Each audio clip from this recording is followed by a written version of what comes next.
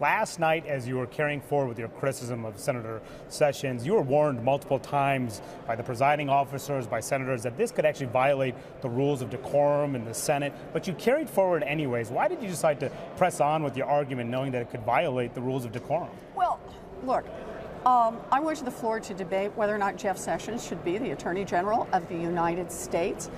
And what I did is I quoted from Ted Kennedy's statement, Senator Ted Kennedy's statement in the Judiciary Committee from back in 1986 when Senator Sessions was being considered to be a federal judge. And Senator Sessions, now Senator Sessions, back then was a U.S. attorney who had brought a prosecution against civil rights workers for helping elderly black citizens vote. So I read Senator Kennedy's statement. I thought that that was entirely fair game in the United States Senate, and I was warned. I thought, I don't see it, but all right. And then I turned to read Coretta Scott King's letter. As you know, she's the widow of Dr. Martin Luther King, and she wrote about Senator, then Attorney General Sessions, U.S. Attorney Sessions. She wrote about him, and I started reading her letter. And she wrote, Mr. Sessions has used the awesome power of his office to chill the free exercise of the vote by black citizens. Mitch McConnell said that I was out of line and shut me up. But if you knew it was potentially a violation when they warned you, why not just move on? I was moving on. I was moving on to talk about the facts of what Jeff Sessions had done when he prosecuted civil rights workers who were trying to help black citizens vote.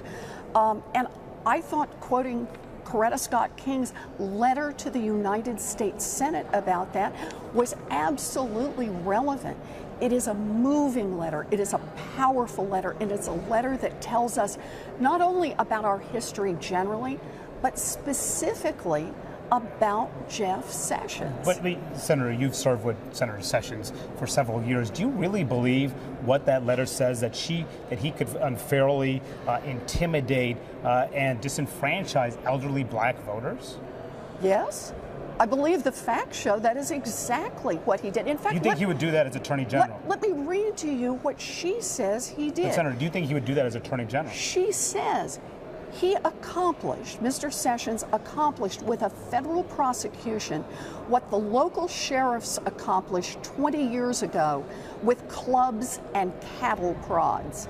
She also talks about in here how many elderly blacks were visited multiple times by the FBI, who then hauled them over 180 miles by bus to a grand jury in Mobile when they could more easily have testified at a grand jury 20 miles away in Selma. Those are actions. Those are facts. And from that, the conclusion that Coretta Scott King drew was based on his record. I believe his confirmation would have a devastating effect, not only on the judicial system in Alabama, but also on the progress we have made everywhere toward fulfilling my husband's dream that he envisioned over 20 years ago. What do you make of the fact that today some Senate Democrats read from that letter and they submitted it for the record? They were not, Republicans did not try to cite that rule of decorum. What's your reaction to that? I have no idea what the Republicans are up to. You should ask the Republicans about this, but I will say this part. I hope everyone reads Coretta Scott King's letter. When I was silenced, I went outside and I read it on a live feed and posted it on Facebook.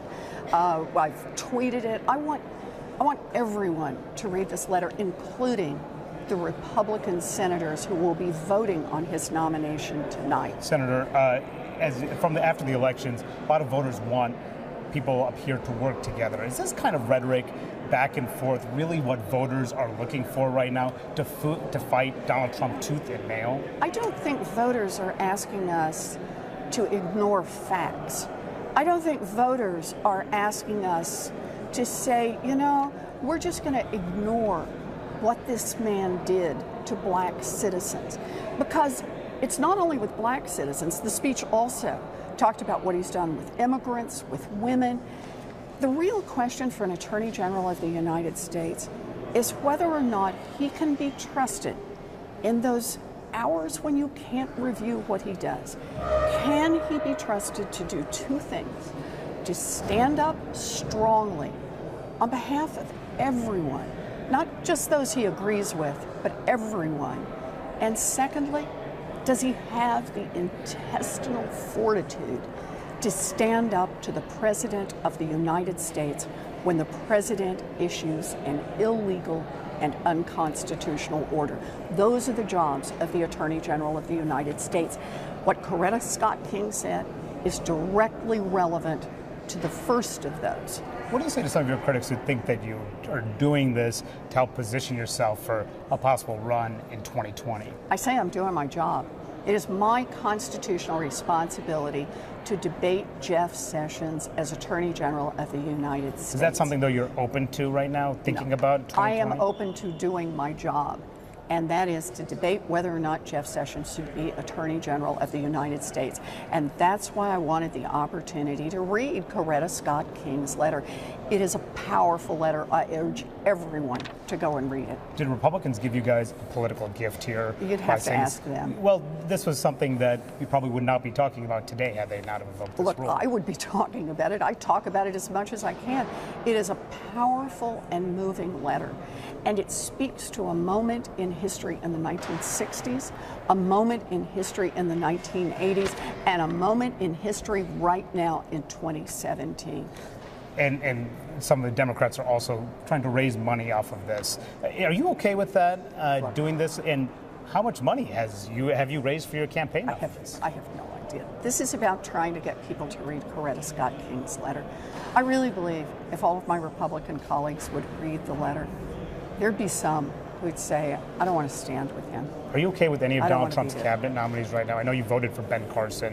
Why did you vote for him? Why is he different than say, Jeff Sessions? The Secretary of Defense. I supported the Secretary of Defense. I think that General Mattis is working hard, and I hope is going to be a strong and independent voice. But let's be clear. The kind of people Donald Trump is sending our way, I mean, it's like a bad movie. Right? He's sending us a Secretary of Education who doesn't believe in public education. He's sending us an Attorney General who prosecuted civil rights workers for trying to help black citizens vote. What about Andy Puzder? He's sending us a Secretary of Labor. You bet. A Secretary of Labor nominee whose whole profit model was how to squeeze the lowest wage workers in America, how to get them to work off the clock, committed labor violations. It's one after another. A Secretary of Treasury. But you were okay with Ben Carson. Look, there are important votes coming up, and I think we got to be in there ready to fight. Donald Trump has the power to nominate. Our power is the power to advise and consent. And ultimately, if these people are okay with the Republicans, look, I get it. We may not have the votes to stop them, but we sure as heck need to make it clear to the Republicans and to the American people exactly who Donald Trump is putting in charge of our government. Senator, that's what this is about. Senator, I know you have a busy schedule. Yeah. Thank you so much for talking with us. Dana, back to you. Thanks, Manu. And Senator, before you go, I believe that you can hear me. Senator, one question from Dana here. Senator, if you can just hear me, I want to read to you one thing just to follow up on what Manu just said, that your colleague Senator Sanders just tweeted. He said, when I read the same letter as Senator Warren, no one prevented me from speaking. Senator McConnell owes Senator Warren an apology. Hashtag let Liz speak. Do you agree with him? Does Senator McConnell owe you an apology? You know, look, I think that this is up to Senator McConnell. He's the one who shut me up, and I am not allowed to speak on the floor of the United States Senate until after the vote on Jeff Sessions. Ultimately, what this should all be about is trying to get everybody, and I mean everybody, to read Coretta Scott King's letter. It is a powerful letter. I've posted it on Facebook. I've tweeted it.